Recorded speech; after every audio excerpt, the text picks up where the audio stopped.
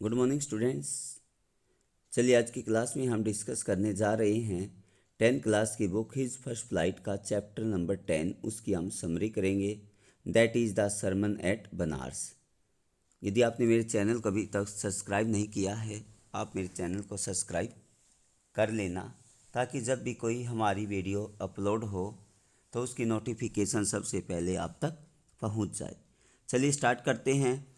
Gautam Buddha was born in north Indian royal family. Gautam Buddha का जन्म उत्तरी भारत के एक बड़े शाही परिवार में हुआ, एक राजा के घर हुआ। He was born as a prince. उसका जन्म एक राजकुमार के रूप में हुआ, मीन्स उसके पिताजी एक राजा थे। मोर एवर, इसके अलावा he childhood name was Siddhartha Gautam. Mahatma Buddha के बचपन का नाम सिद्धार्थ गौतम था। He was sent to a far away place. अब उसको घर से बहुत दूर भेजा गया, स्टडी के लिए उसको घर से बाहर भेजा गया, बहुत दूर। 12 साल की उम्र में Hindu sacred scriptures at the as of 12। 12 साल की उम्र में उसको हिंदू धार्मिक ग्रंथ का अध्ययन करने के लिए महल से काफ़ी दूर दूर भेजा गया। Then upon returning after 4 years, वहाँ उसने 4 साल तक धार्मिक हिंदू ग्रंथों का अध्ययन किया। और एज ऑफ 16, और 16 साल की उम्र में जब वो वापिस आया तो 16 साल की उम्र में he got married to a princess. उसकी एक राजकुमारी के साथ शादी कर दी गई। सुन, उसके बाद they both were blessed with a son, दोनों को एक बेटा हुआ। Then they continue to live the royal life about 10 years। अब उन्होंने लगभग 10 साल तक उस शाही लाइफ का आनंद लिया, उस मैरिज लाइफ का आनंद लिया 10 years तक। The Royals were shield from the unpleasant experience. लेकिन जो बुद्ध था उसने कुछ ऐसे नज़ारे देखे जिससे उसका मन दुखी हो गया। संसार के में कुछ ऐसे अद्भुत नज़ारे देखे जिससे उनका मन बहुत दुखी हो गया और संसार से उसका मन भर गया, हट गया। हाउ एवर वन डे, एक दिन, ऑन हिज वे, जब वो टू हंट, जो शिकार पर गया हुआ था, रास्ते में उसने देखा the prince met a sick man. सबसे पहले वो राजकुमार एक बीमार आदमी से मिला। सबसे पहले वो राजकुमार एक बीमार आदमी से मिला। एन एज मैन, दूसरा उसने जो सीन देखा वो एक बूढ़ा आदमी देखा। ए फ्यूनरल्स प्रोसेसन, तीसरा जो उसने दृश्य देखा कि किसी मर्त शरीर को दाह संस्कार के लिए लेके जा रहे थे। और जो फोर्थ उसने देखा, ए मॉन्क वॉज बेगिंग फॉर, और उसने देखा कि एक जो साधु था वो भिक्षा मांग रहा था। ये 4 नज़ारे देखे। पहले एक बीमार आदमी, दूसरा एक बूढ़ा आदमी, तीसरा किसी मर्त आदमी को दाह संस्कार के लिए लेके जा रहे थे। फोर्थ उसने एक मॉन्क, एक साधु देखा जो बैगिंग कर रहा था, मीन्स वो भिक्षा मांग रहा था। Such experience acted as an eye opener for him, और इस तरह के एक्सपीरियंस ने उसकी आंखें खोल दी। हैंस, उसके बाद ही left all the royalty behind to seek a higher sense of spiritual knowledge. फिर आध्यात्मिक ज्ञान के लिए कि ये वास्तविक दुखों का रीज़न क्या है, क्यों आदमी बूढ़ा होता है, क्यों बीमार होता है, क्यों वो मर जाता है, क्यों जो साधु संत होते हैं भिक्षा मांगते हैं, क्यों मानव शरीर आदमी इतना ज़्यादा दुखी है। इन्हीं का आंसर जानने के लिए, इन्हीं आध्यात्मिक ज्ञान के लिए उसने अपना महल छोड़ दिया, जो शाही ठाठ थी उनका त्याग कर दिया। Then when he attend salvation, जब उसको ये ब्रह्म ज्ञान मिला, जब उसको ये साल्वेशन मिला,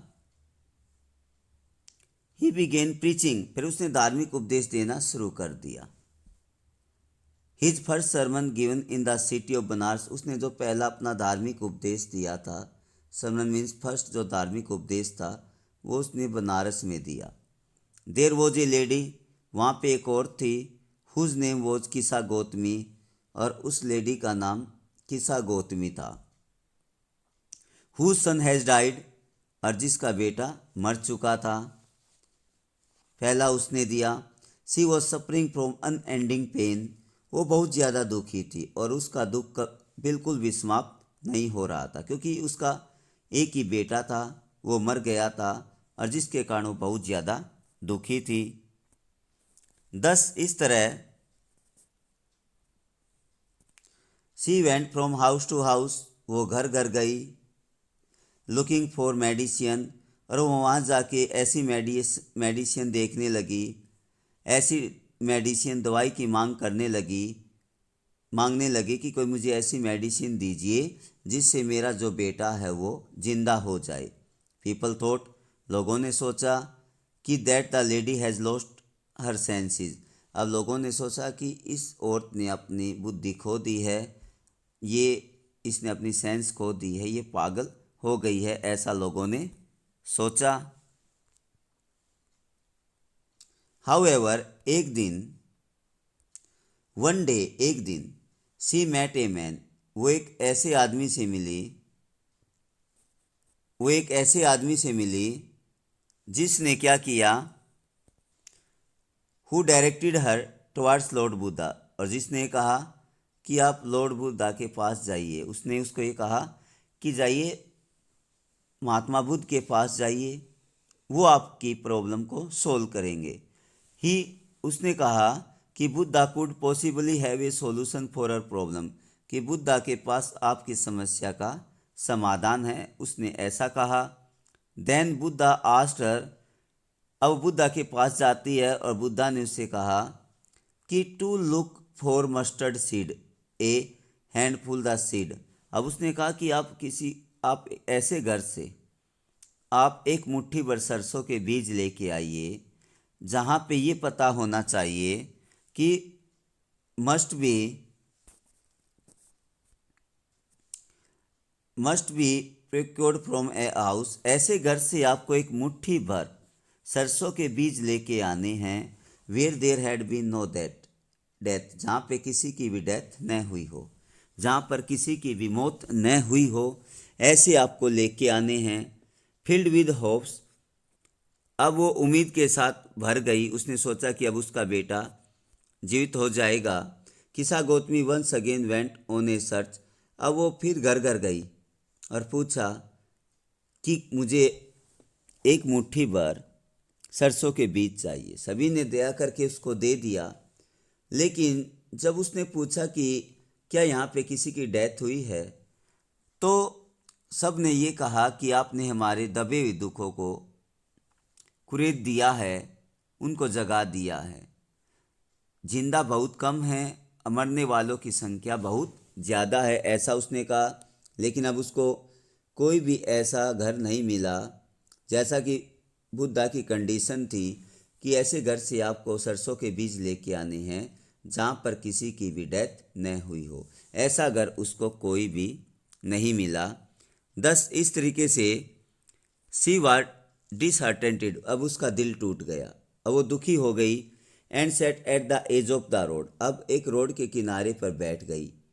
वेयर शी रियलाइज्ड, अब उसको वहाँ पर आभास हुआ, अब उसको ये रियलाइज हुआ how selfish she had been, कि वो कितनी स्वार्थी रही थी, अब वो कितनी स्वार्थी हो गई थी। She realise that the fact, अब उसको ये फैक्ट महसूस हुआ, अब उसको ये महसूस हुआ कि मैन आर मॉर्टल, कि आदमी है वो नश्वर है, कि कोई भी मौत से नहीं बच सकता है। Also no one could escape the cycle of life, कोई भी मौत से नहीं बच सकता है।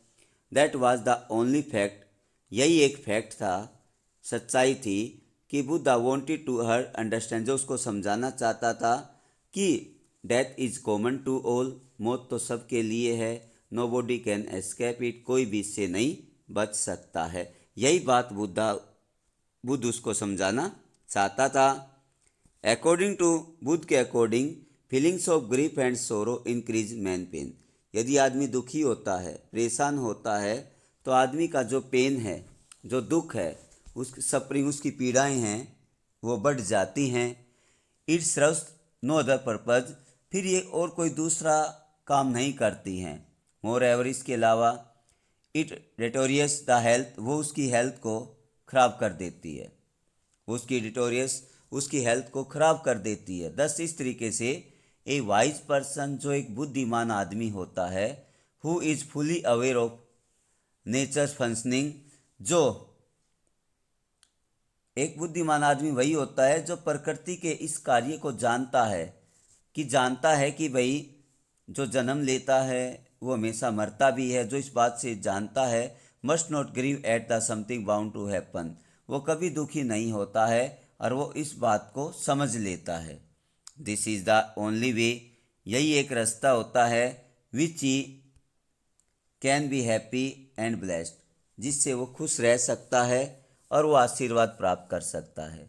कंक्लूजन, हम निष्कर्ष तौर पे क्या कह सकते हैं? The sermon at Banaras, the first sermon of lord Buddha at the Banaras was the holiest. जब इसने महात्मा बुद्ध ने अपना जो पहला धार्मिक उपदेश दिया था वो बनारस में दिया था, जो कि सबसे पवित्र स्थान है। It ended the suffering of A lady, इसने वो एक लेडी के दुखों को दूर कर दिया। हु हैड लॉस्ट हर सन, जिसने अपने बेटे को खो दिया था। शी एक्सेप्टेड द ट्रूथ, अब उसने उस सच्चाई को स्वीकार कर लिया। एंड दस केम फ्रॉम पेन, और उसके बाद वो उस दुख से बाहर आई। और बुद्धा ने हमें ये भी बताया, उसने जो लाइफ की कंपेयर की है, तुलना की है। जो राइप फ्रूट होते हैं, always be danger of falling down, हमेशा उनको डर रहता है कि हमेशा जो पके हुए जो फल होते हैं, हमेशा उनका नीचे गिरने का डर रहता है कि ये कोई पके हुए फल है, नीचे गिर जाएंगे और फूट जाएंगे। और दूसरी उसने जो लाइफ की जो तुलना की है, जैसे जो अर्थन पॉट होता है, जो मिट्टी का घड़ा होता है, जो कच्चा घड़ा होता है, वो कभी ना कभी टूटता है, और पका हुआ जो फल होता है हमेशा कभी ना कभी नीचे गिरने का भय होता है। और जो कच्ची मिट्टी का जो बर्तन होता है उसका भी हमेशा टूटने का भय होता है। इसी तरह हमारी जो लाइफ है, उस लाइफ का भी कोई भरोसा नहीं होता है कि कब ये हमसे छीन ले। ये भगवान का एक गिफ्ट होता है, क्या पता हमसे कब ये छीन ले। तो इसलिए ही कहता है कि बुद्धिमान आदमी वही होता है जो इस बात को पहले समझ ले कि कोई भी नोबॉडी कैन एस्केप डेथ, कोई भी मौत से नहीं बच सकता है। And death is common to all, और मौत सबके लिए समान होती है। डियर स्टूडेंट्स, उम्मीद करते हैं आज की वीडियो जो आपको अच्छी लगी होगी। Have a nice day, thank you very much.